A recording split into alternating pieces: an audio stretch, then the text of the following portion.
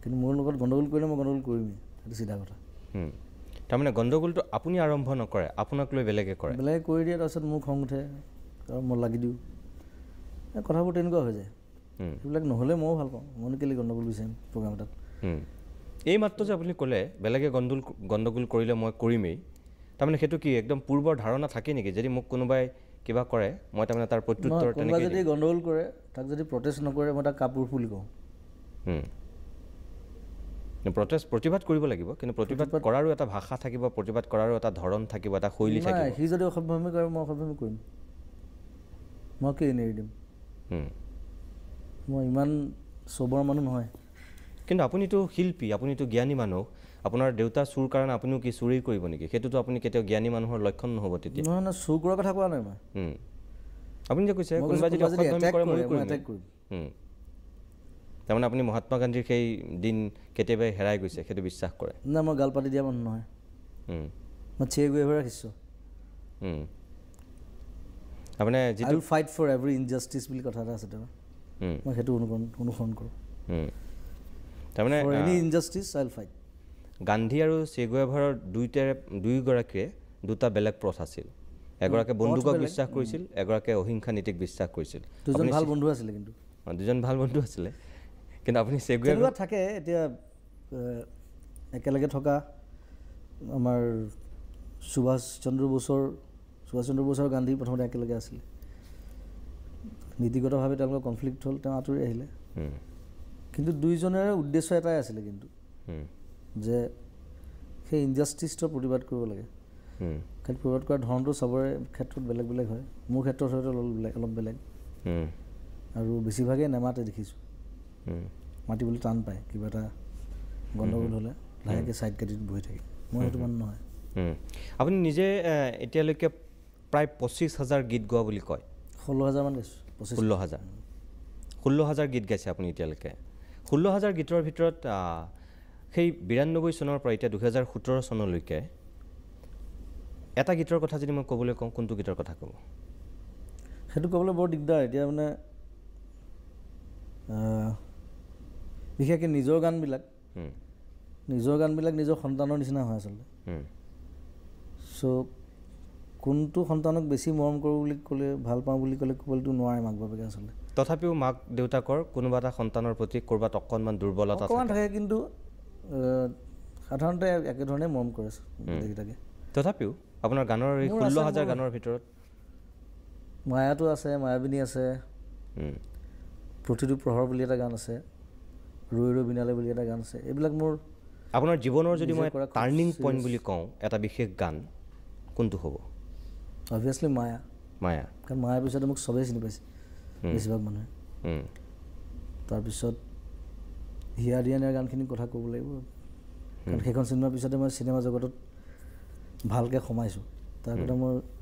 As a music director মোৰ ইমান অভিজ্ঞতা নাছিলে চিনেমাত। সেইখন চিনেমা কৰাৰ পিছতে মই আজিলৈকে যিখিনি চিনেমা কৰিছোঁ সেইখন চিনেমাৰ পৰা পাইছোঁ আচলতে। যিহেতু মায়াৰ কথা আপুনি নিজে কৈছেই, গীটাৰখন আছে, আমি এইখিনি মুহূৰ্তত গীতটো অকণমান বহুতবাৰ শুনিছোঁ, অজস্ৰবাৰ শুনিছোঁ, তথাপিও আমাৰ দৰ্শকসকলে বেয়া পাব যদি অকল মই কথাই পাতি থাকোঁ, মাজে মাজে আপুনি দুই এটা গীত গুণগুণাব লাগিব। যিহেতু আপুনি নিজেই কৈছে অন্যতম গীতখিনিৰ ভিতৰত মায়া আপোনাৰ জীৱনৰ টাৰ্ণিং পইণ্ট হয়, অকণমান আপুনি যদি গাই দিয়ে গীতটো। নিশ্চয়। মায়া মায়া মাথো মায়া,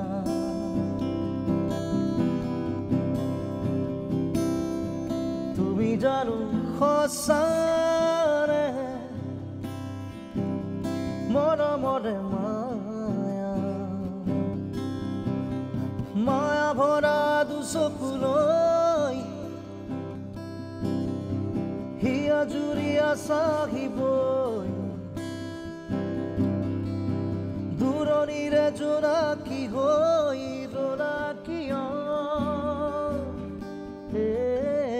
মায়া মায়া মাথো মায়া।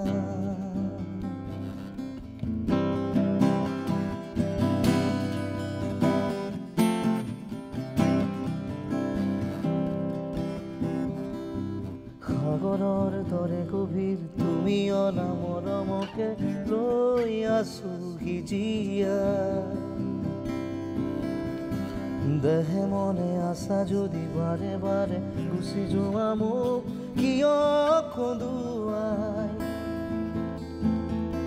নানিবা সেমেকা ৰাতি নালাগে মোক সোঁৱৰণি মায়া মায়া মাথো তুমি জানো সঁচানে মৰমৰে মায়া মায়া মায়া মাথো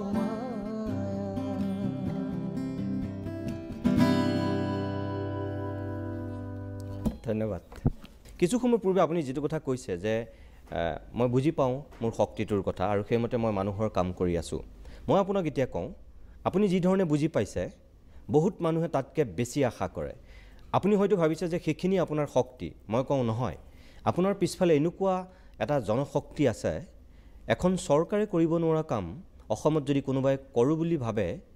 যি দুজন বা তিনিজন মানুহৰ নাম যদি মই ল'ম সেই তিনিজন মানুহৰ ভিতৰত এজন আপুনি মই আকৌ কৈছোঁ এই 3,20 লাখ জনসংখ্যা থকা ৰাজ্যখনত চৰকাৰে কৰিব নোৱাৰা কাম এককভাৱে কৰিব পৰা যি দুজন বা তিনিজন মানুহ আছে তাৰ ভিতৰত এজন আপুনি ইমানেই আপোনাৰ প্ৰচণ্ড এটা শক্তি বিশেষকৈ যুৱ শক্তিটো আপোনাৰ পিছফালে আছে সেই শক্তিটোক আপুনি যদি কৰবাৰ পৰা কৰবালৈ লৈ যাওঁ বুলি ভাবে ৰাজ্যখনৰ চেহেৰা সলনি কৰিবৰ কাৰণে জুবিন গাৰ্গ অন্যতম এক মাধ্যম হ'ব পাৰে সেই শক্তিটোৰ কথা আপুনি জানো আজিলৈকে ভাবিছে বা কৰিছে সেইটো মই অলৰেডি ষ্টাৰ্ট কৰিলোঁ সেইটো এই যোৱা 2 বছৰে মানে দেখিছে মোৰ যিমানবিলাক ফেন ক্লাব আছে প্ৰায় 45টামান আছে তাত অসংখ্য ল'ৰা ছোৱালী আছে চব নতুন চব ইয়াং আৰু তেওঁলোকক মই একত্ৰিত কৰিছোঁ কৰি সমাজবাদী হ'বলৈ শিকাইছোঁ আপুনি বেয়া নাপাব মই মাজতে এটা কথা কওঁ আপুনি যিটো ফ্ৰেণ্ড ক্লাবৰ কথা কৈছে বা সকলোকে একত্ৰিত কৰিছে মই আপোনাক তাৰ কাৰণে শুভেচ্ছা জনাইছোঁ ধন্যবাদো জনাইছোঁ তাৰপিছতো মই আপোনাক এনেকুৱাকৈ ক'ম সেই মানুহখিনিৰ মাজত 3টা শ্ৰেণী আছে 1 শুভাকাংক্ষী 2 অনুৰাগী 3 চামচা চামচা মোৰ কোনো নাই মিছা কথা মোৰ লগত যিসকল ঘূৰে মোক ভাল পায় আৰু মোৰ লগত কাম কৰে সেইটো কাৰণে ঘূৰে এই 3টা শ্ৰেণীৰ ভিতৰত আপোনাৰ তাত কোনটো শ্ৰেণী বেছিকৈ আছে সেইটো নাজানো এতিয়া তেওঁলোকক মই যেতিয়া একত্ৰিত কৰিছোঁ তেওঁলোকক মই কৈছোঁ যে ইউ আৰ লাইক ব্ৰাদাৰ্ছ প্ৰথম এইটো কথা শিকাওঁ মই আৰু এইবাৰ এতিয়া বানপানীৰ সময়তে মই যেতিয়া ৰাস্তাত পইচা তুলিছিলোঁ মইতো চব জেগাত যাব নোৱাৰোঁ 45টা ফ্ৰেণ্ড ক্লাবক মই লগাই দিছোঁ গোটেই য'ত য'ত থাকে তেওঁলোকে যথেষ্ট পইচা উঠাই পেলাই আমাক ক'ৰবাত তেওঁলোকে নিজে খাদ্য সামগ্ৰী কিনি যোগান দিছে মানুহক আৰু কিছুমানে মেইন হেড অফিচত জমা দিছে ইয়াত কলাগুৰি যিটো আৰ্টিষ্ট ফাউণ্ডেশ্যনৰ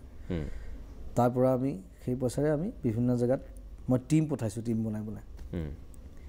মৰিগাঁৱত গৈছে কোনোবা মাজুলীত গৈছে কোনোবা লখিমপুৰ গৈছে চ' সেই ধৰণে কাম কৰিবলৈ শিকাইছোঁ তাৰপিছত যোৱা বছৰ এতিয়া আমি প্লেণ্টেশ্যনৰ ওপৰত গুৰুত্ব দিছিলোঁ বহুত আমি প্ৰায় অলম'ষ্ট 15,000মান গছ ৰুৱাইছোঁ গোটেই চব ল'ৰা ছোৱালীক আৰু গছপুলি সংৰক্ষণ সেইবিলাক কথা শিকাইছোঁ তেওঁলোকে যথেষ্ট ভাল কাম কৰিছে আৰু 2-এজন গণ্ডগোল থাকিবই তাৰ মাজত সেইখিনি এতিয়া চাই থাকিব লাগিব আৰু উপায় নাই যে মই প্ৰথমতে মই জড়িত নাছিলোঁ তেওঁলোকৰ লগত ইমান কাৰণ মোৰ ফেন ক্লাব যেতিয়া মই ভাবিছিলোঁ যে মই তাত সোমাই পেলাই কি কৰিম কিন্তু পিছত দেখিলোঁ যে সেই মাজে মাজে কোনোবাই গণ্ডগোল কৰে তেওঁলোকৰ ভিতৰতে কেতিয়াবা কাজিয়া হয় সেইবিলাক বস্তু হ'ব নালাগে সেইকাৰণে মই হেড অফিচ গুৱাহাটীত বনাই তেতিয়া তেওঁলোকৰ মাজত ইউনিটিটো আনি পেলাই একত্ৰিত কৰিছোঁ আপোনাক যিসকলে ঘেৰি ৰাখে আপোনাৰ সোঁৱে বাবে যিসকল অনবৰতে থাকে মই সকলোকে কোৱা নাই একাংশক বাদ দি পেলাই কৈছোঁ আপুনি যিটো কথা কৈছে আপোনাৰ কোনো চামচা নাই মই কৈছোঁ যে আপোনাৰ একাংশ চামচাই আপোনাক ঘেৰি ৰাখে অনুৰাগী আপুনি নাভাবে কিন্তু অসমৰ মানুহে ভাবে তেনেকৈ মই কিয় কৈছোঁ চামচাগিৰি কৰিব বিচাৰে সেইটো তাৰ দোষ মোৰ দোষ নহয় কিন্তু মই কাকো চামচা বুলি নাভাবোঁ মই সদায় কওঁ যে ইউ আৰ মাই ব্ৰাদাৰ চাওক শুভাকাংক্ষীয়ে মানুহৰ ভুল আৰু দুখ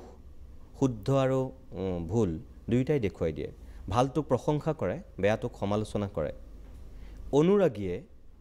তেওঁক সদায় ভাল হোৱাটো বিচাৰে আৰু তেওঁক নেতাৰ দৰে গণ্য কৰে যে তেওঁক সদায় ফ'ল' কৰে তেওঁ অনুগামী হ'বলৈ চেষ্টা কৰে আৰু চামচাই ভুল শুদ্ধ একো বিচাৰ কৰিব নোৱাৰে তেওঁ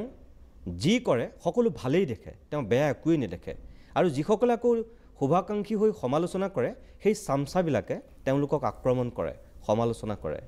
তেনেকুৱা একাংশ মানুহ আপোনাৰ লগত থাকে আপোনাৰ কেতিয়াও জীৱনত তেওঁলোকে কোনো ভুলেই নেদেখে আপুনি নিজেই কৈছে আপোনাৰ কিছু ভুল আছে বুলি আপুনি নিজে স্বীকাৰ কৰিছে কিন্তু আপোনাৰ সেইসকলে সেই ভুলটো কেতিয়াও নেদেখে তেওঁলোকে সকলো শুদ্ধ বুলি ভাবে সেইসকল আপোনাৰ চামচা নহয় কি না তাত আৰু এটা কথা আছে বেছিভাগে মোক ভয় কৰে প্ৰব্লেমটো সেইটো গতিকে তাৰ মন থাকিলেও সি ক'ব নোৱাৰে আৰু মোক কথা ক'ব পৰা মানে খুব কম থাকে মোৰ লগত আৰু বেছিভাগ সৰু মোতকৈ লগৰ যিখিনি আছে একে বয়সৰ সমপৰ্যায়ৰ তেওঁলোকে কয় কিন্তু নোকোৱা নহয় যে এইটো বেয়া কাম হ'ল এইটো ভুল হ'ল কিন্তু সৰুখিনিয়ে ক'বলৈ মোক ভয় কৰে আচলতে প্ৰব্লেমটো সেইটো তাৰ মন গ'লেও ক'ব নোৱাৰে কিয় আপুনি কি আক্ৰমণ কৰে নেকি ভুল শুধৰাই দিলে ভয়টো থাকে নহয় ভয়টো থাকিবই এইটো আৰু ভয় এইটো আছে সেইটো ৰেচপেক্ট থ্ৰু ৰেচপেক্ট আহে চ' সেইটো কাৰণে ক'ব নোৱাৰে চাগে এই কথাটো আপুনি নিজে যিহেতু গম পায় ভয়ত নকয় বুলি তেওঁলোকক আপুনি এটা পৰিৱেশো দিব লাগে কেতিয়াবা যে সিহঁতিও মোক এই কথাবিলাক কওক মই কিন্তু একদম চিম্পলি থাকোঁ চবৰ লগত কিন্তু তথাপি ভয় কৰে এইটো মই কি কৰিম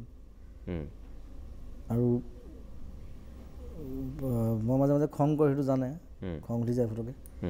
সেইটো কাৰণে তেওঁলোকৰ এটা ভয় এটা আছে আৰু মোৰ সেই লগৰ সমপৰ্যায়ৰ যিখিনি তেওঁলোক থাকিলেই হ'ল মোৰ লগত তেওঁলোক ঠিক আছে আৰু মোৰ লগৰ বেছিভাগ খুব ভাল কাম কৰা ভাল পজিশ্যনত থকা মানুহ চ' মই নাভাবোঁ যে তেওঁলোকে মোক ভুল দিছে আপুনি এইমাত্ৰ যিটো কথা কৈছে খুব ভাল মানুহ আপোনাৰ লগৰ খুব ভাল বন্ধু হয় ময়ো জানো একাংশ খুব আপোনাৰ ভাল মানুহ আপোনাৰ লগত আছে কিন্তু সম পৰিমাণে আপোনাৰ লগত একাংশ খুব তলৰ শ্ৰেণীৰ চিন্তা কৰা মানুহো থাকে মানে যিবিলাকক ক'বলৈ মোৰ বেয়া লাগিছে শব্দটো মোটামুটি ফটুৱা বুলি ক'ব পাৰি তেনেকুৱা একাংশও আপোনাৰ লগত থাকে মানুহক ইমান চৰিত্ৰ বিচাৰ কৰি থাকিবলৈ হ'লে মই কাম কৰিবলৈ সময় নাপাম গতিকে মোক সেই ফ্ৰী স্পেচটো লাগে আৰু তেওঁলোকে যদি ভুল কৰিছে সেইটো তেওঁলোক ভুক্তভোগী নিজে হ'ব তেওঁলোকে ভুল কৰাৰ কাৰণে যে আপোনাৰ বদনাম হৈছে সেইটো মই চম্ভালিব লাগিব আৰু উপায় নাই আৰু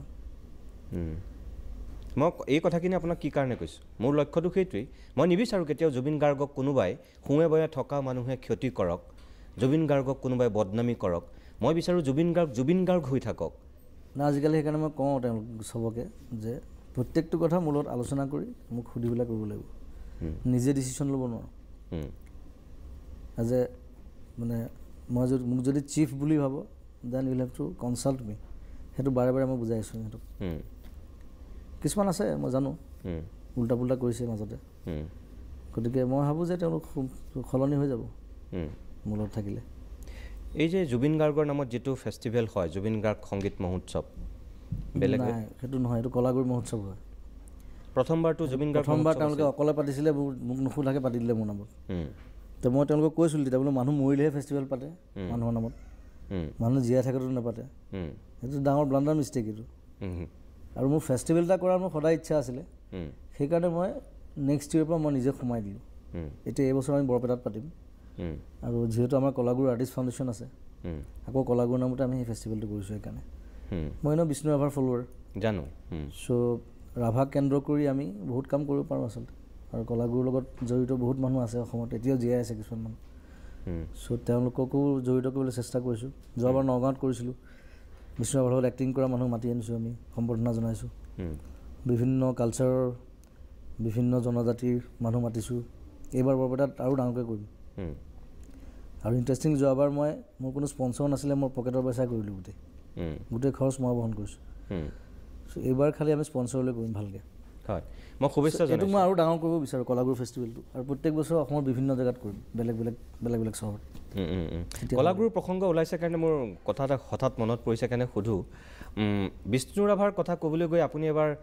জ্যোতিপ্ৰসাদৰ সন্দৰ্ভত কোনোবাই সোধোতেনে আপুনি অকণমান নক'বলগীয়া কথা এটা কৈ দিছিল আপোনাৰ নিশ্চয় মনত আছে মোক কোৱাৰ ধৰণটো ভুল হ'ল আচলতে মই দুইজনকে ভাল পাওঁ কিন্তু ৰাভাক মই বেছি ফ'ল' কৰোঁ কথাটো মই তেনেকৈ ক'ব লাগিছিলে মই অকণমান বেলেগ ধৰণে কৰোঁ ক'লোঁ সেইটো কাৰণে এটা ৰিপৰ্কেশ্যন হ'ল আৰু হুলস্থুল এটা হৈছিলে দুদিনমান কিন্তু মানে আপুনি কওঁ বুলি কোৱা নাছিলে সেইটো মানে মোক কোৱাৰ ধৰণটো বেলেগ হৈ গ'ল মই যে ৰাভাক বেছি ভাল পাওঁ আৰু বেছি ফ'ল' কৰোঁ সেইটো কথাই ক'ব লাগিছিলে মই কাৰণ বেলেগ ধৰণে ওলালে মুখৰ পৰা চ' কথা ভুলকৈ ক'লে গণ্ডগোল হয় এইটো আজিকালি কাৰণ অকণমান চাই চিতি সাৱধানে ক'বলৈ শিকিছোঁ চাই চিতি সাৱধানে ক'বলৈ চেষ্টা কৰিছে তাৰমানে আপুনি ভাবি চিন্তি নোকোৱাৰ কাৰণে বিগত সময়ছোৱাত আপুনি খলঠেকত যে পৰিছিল সেইটো আপুনি আজি স্বীকাৰ কৰে এবাৰ পৰিছোঁ নিশ্চয় সেইটোতো দেখিছে চবে ময়ো দেখিছোঁ চ' মোৰ ইণ্টেনশ্যন নাছিলে কিন্তু কোনো কাৰোবাক হেৰি কৰিব কাৰোবাক মই আৰ্টিষ্টক কেতিয়াও মানে তোলা চনিয়ে নাচাওঁ কেতিয়াও আমি জুবিন গাৰ্গৰ লগত এনেকৈ কিছু কথা পাতিম গীত শুনিম আজি আপোনাৰ কাষলৈ আহিছোঁ এটা কথা কওকচোন এতিয়ালৈকে আপুনি হিন্দী গীত কিমান গাইছে হিন্দী 150মান গাইছোঁ চাগে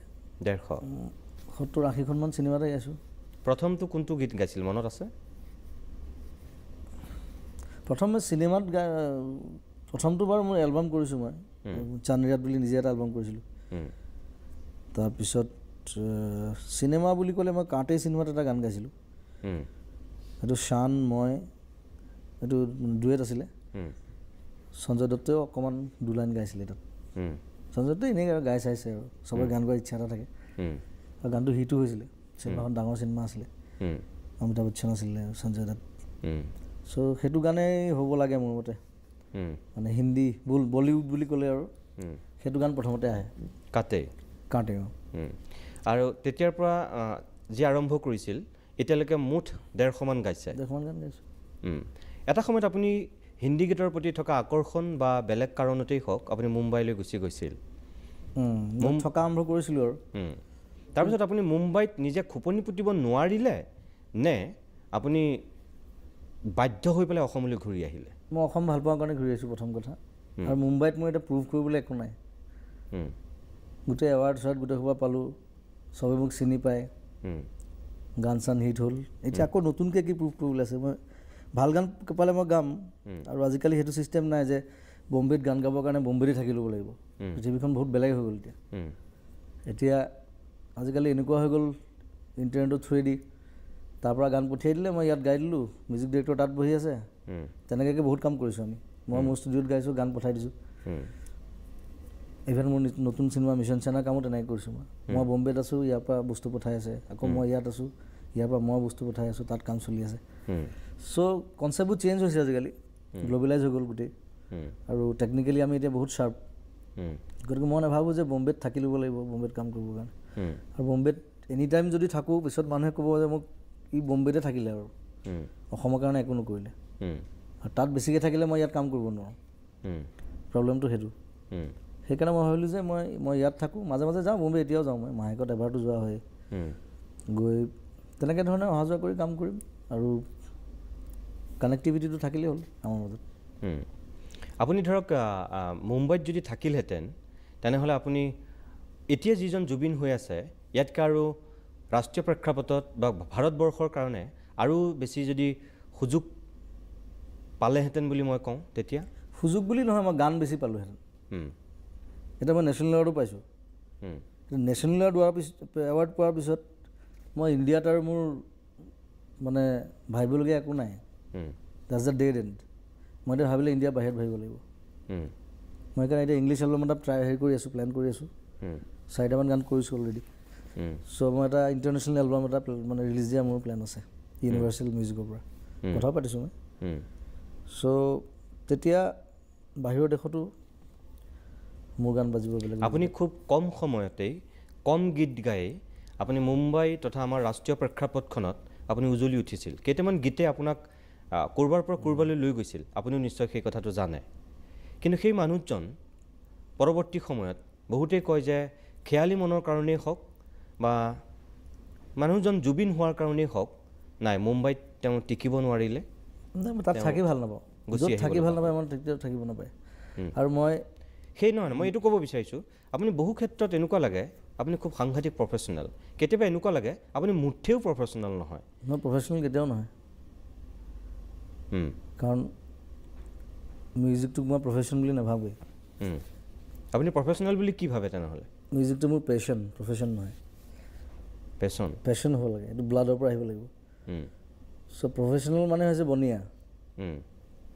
যিসকল বিজনেছৰ কথা চিন্তা কৰে আৰু মই বিজনেছ একেবাৰে নাজানো আপোনাৰ প্ৰফেশ্যনেল কি তেতিয়া মোৰ প্ৰফেশ্যন নাই, মই বেকাৰ আচলতে ক'বলৈ গ'লে, চাবলৈ গ'লে বেকাৰ। এতিয়া গান নাগালে প্ৰগ্ৰেম নকৰিলে মোৰতো বেলেগ ৰাস্তা নাই ক'ৰ পৰা পইচা অহা। আৰু মই বিভিন্ন মানুহক হেল্প কৰি ভাল পাওঁ, নিজৰ হাতত পইচা নাইকিয়া হৈ যায় কেতিয়াবা, তথাপি হেল্প কৰোঁ কিন্তু যিমান পাৰোঁ। চ' সেইকাৰণে প্ৰফেশ্যনেল নহয় মই আপোনাক এটা কথা কওঁ যে মই এই কথাটো সোধাৰ এটা কাহিনী আছে।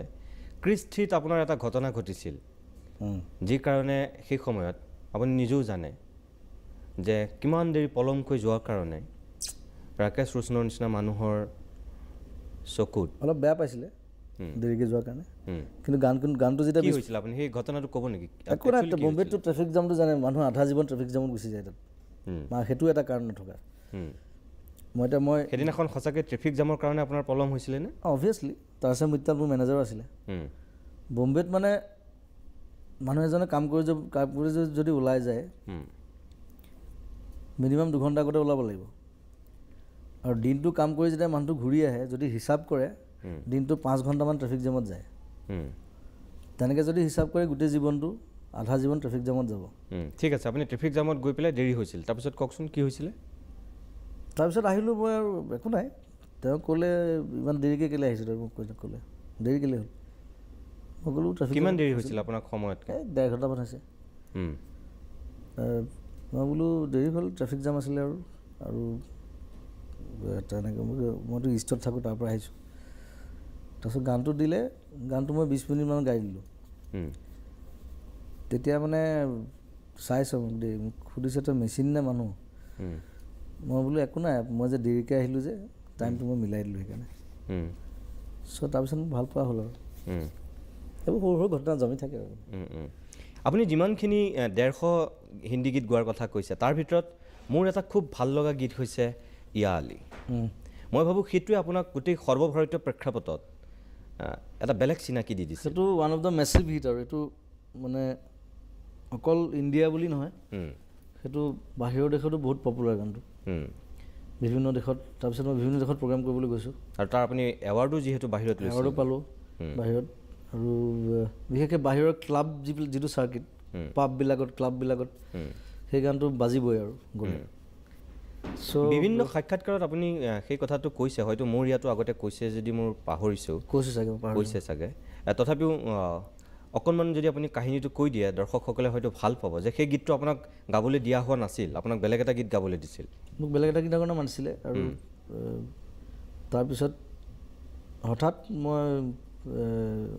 যিটো গানৰ কাৰণে মোক মাতিছিলে সেইটো পিছত কেকে গালে,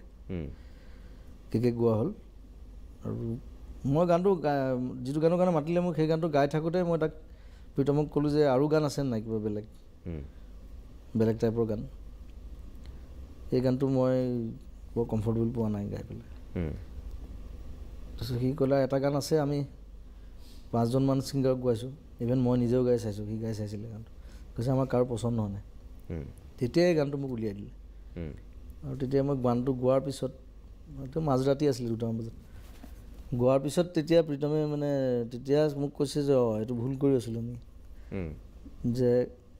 গান এইটো তোৰ গানহে আচলতে, আৰু গান ভুল ছিংগাৰ হাতত পৰিলে সেই মজাটো নাই। সেইটো কাৰণে মই এজ এ মিউজিক ডিৰেক্টৰ কৈছোঁ, মই সদায় চিন্তা কৰি লওঁ যে এই গানটো মই কাক গোৱাম, ফিমেল আৰ্টিষ্ট হওক বা মেল আৰ্টিষ্ট হওক। আৰু আজিকালি মই নতুন ছিংগাৰ চবকে গোৱাওঁ, ইয়াত চিনেমাবোৰত গোৱাই আছোঁ। চ' সেইটো আগতে ডিচাইড কৰিলোঁ, এইটো মই ইয়াকহে গোৱাম, এইটো ইয়াকহে গোৱাম। কাৰণ সেই ভুলটো কৰি দিলে পিছত ইৰেজ কৰিবলৈ বেয়া লাগে, সেই আৰ্টিষ্টজনে মনত দুখ পায়। আৰু বম্বেত সেইটো খুব চলে। সেইটো মোৰ আৰু এটা কাৰণ বম্বে বেয়া পাওঁ মই, মানে আৰ্টিষ্টক লৈ এক্সপেৰিমেণ্ট কৰে তাত। একেটা গান 5জন আৰ্টিষ্টক গোৱাই দিব, এতিয়া গানটো নোলোৱালৈকে সেই আৰ্টিষ্টক ক'ব নোৱাৰে যে মই এইটো গান গাই থৈ আহিছোঁ।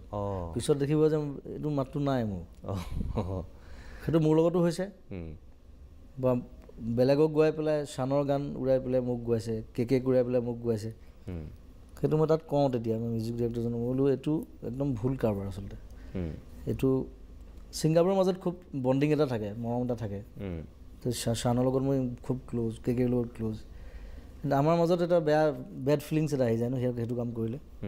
কিন্তু এফালৰ পৰা সেইটো হ'ব নাপায় আচলতে। কিন্তু এফালৰ পৰা সেইটো কাৰণে আকৌ ভালোতো হয়, যেনেকৈ এতিয়া আপোনাৰ এই গীতটোৰ ক্ষেত্ৰত হ'ল, আপোনাক যিটো গাবলৈ দিছিলে আপুনি সেইটো পচন্দ কৰা নাই কিন্তু এইটো বেলেগক দিছিলে কিন্তু আপুনি গালে আপুনি ভাল হৈ গ'ল না সেইটো সি আগতে ডিচাইড কৰিব লাগিছিলে যে গানটো শুনিলে গম পায়তো যে এইটো ইয়াৰ ভইচত ভাল লাগিব এনেই মাতি এনেই গোৱাই দিলে কাৰোবাক আকৌ এটাক মাতি আনি গোৱালে এইটো কি ধৰণৰ ছিষ্টেম মই বুজি নাপাওঁ এইটো মোৰ এটা অনুৰোধ সেই গীতটো যদি আপুনি এইখিনি মুহূৰ্তত অকণমান গায়